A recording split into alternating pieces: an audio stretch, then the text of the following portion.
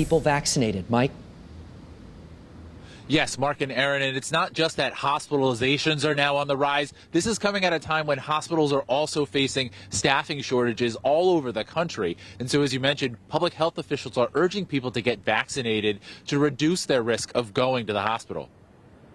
Many people's double vaccinations are beginning to wane.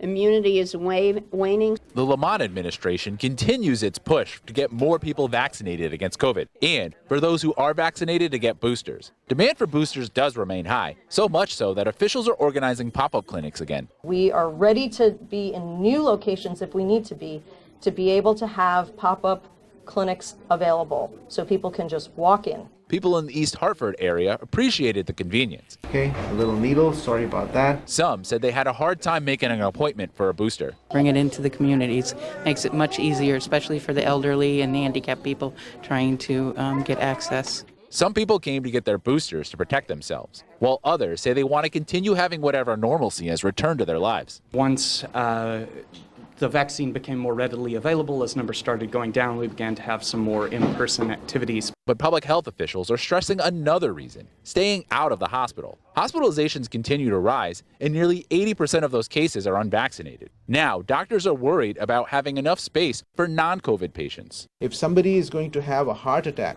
and they have no place to go because the entire hospital is filled with COVID patients, that person is not going to make it. The rise in cases comes as hospitals around the country are dealing with staffing shortages. An executive with Griffin Hospital said 80% of staffed hospital beds statewide are now full. There are fewer and fewer beds that are open for patients that have COVID, which is why it's really important that we want to prevent people from getting COVID in the first place. And there are some concerns that that staffing shortage could actually get worse, at least in the short term.